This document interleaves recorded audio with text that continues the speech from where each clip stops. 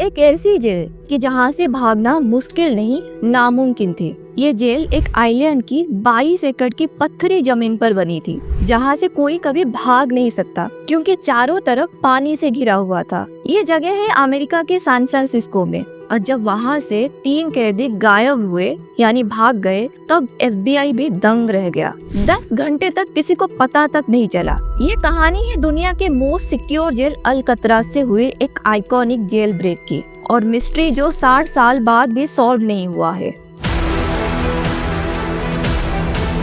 अल्कतराज jail जोधबा rock नाम पर भी फेमस है। ये जेल चारों तरफ समंदर से घिरा हुआ है और इस जेल की 15 फीट ऊंची दीवार थी और 24/7 आर्म्ड सर्वेलेंस थे।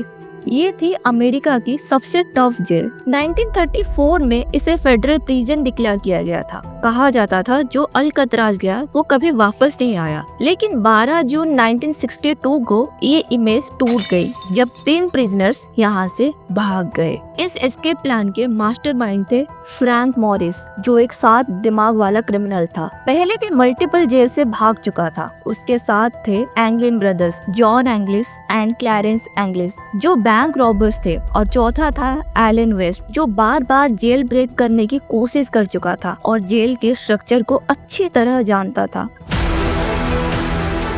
प्लानिंग शुरू होती है 1960 में जब एलन ने एक आइडिया दिया ब्लॉक बी के वेंट सिस्टम के थ्रू भाग जाने के लिए। पहला काम था सबको ब्लॉक बी में शिफ्ट करवाना। कुछ महीने बाद ये हो भी गया। हर सेल के पीछे था एक छोटा वेंट, सिर्फ 5 बाई 9.5 इंच का। एलन जानता था कि वॉल्स हॉलो है और इजीली तोड़ी जा सकती है। चारों ने किचन से चुराए चम्मच और वैक्यूम क्लीनर की मोटर से एक मिनी ड्रिल बनाया। इसे यूज करके डेली थोड़ा थोड़ा वेंट एक्सपैंड करना स्टार्ट किया। ये काम वो सिर्फ लंच के वक्त करते थे, यानी जब जेल में आवाज होती थी तब करते थे। और धीरे धीरे एक सीक्रेट कॉरिडोर बना दिया। ये लोग रेनकोट्स को जोड़कर एक इनफ्लेटेबल रैफ्ट बनाई, जैसे कि पानी में तैर सके, और डॉमी हेड्स भी बनाए जो सोप, प्लास्टर और रियल बलून से तैयार किए गए थे। रैफ्ट के साथ लाइफ जैकेट्स भी रेडी थी। जेल के अंदर उन्होंने सीक्रेटली एक वर्कशॉप भी बनाया था जहाँ ये सारी चीजें बनाते थे। सब कुछ प्लान के मुताबिक चल रहा था।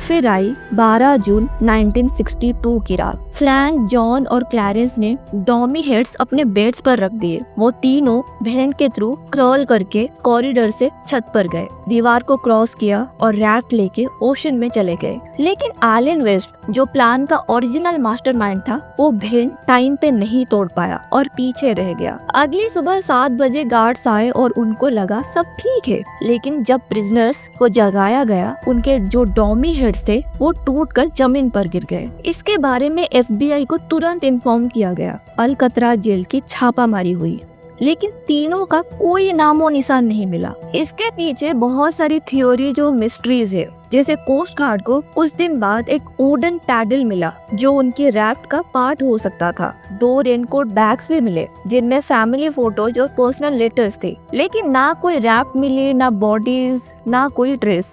एक कजिन ने क्लेम किया था कि ब्राजील के एक क्लब में उसने एंगलिन ब्रदर्स को देखा था, फोटो भी भेजी। और यहाँ तक फैमिली ने भी कहा कि हॉलीडेज पे कुछ स्ट्रेंज लेडीज आती थी उनके घर के पास, शायद वो लोग भेस बदल कर आते थे। लेकिन FBI ने इन सारी थ्योरीज को डिस्कार्ड किया क्योंकि कोई स्ट्रॉन्ग एविडेंस नहीं था। 1979 में FBI ने केस क्लोज कर दिया, लेकिन US मार्शल्स ने केस अब तक ओपन रखा है क्योंकि जब तक प्रूफ नहीं मिलता ये मिस्ट्री नहीं हो पाएगी। आज अल्कतराज जेल एक टूरिस्ट अट्रैक्शन बन चुकी है और लोग आज भी वही सेल्स देखते हैं जहां से दुनिया का सबसे डेयरिंग जेल ब्रेक हुआ था। अगर कहानी पसंद आई हो तो लाइक, शेयर और कमेंट जरूर करें।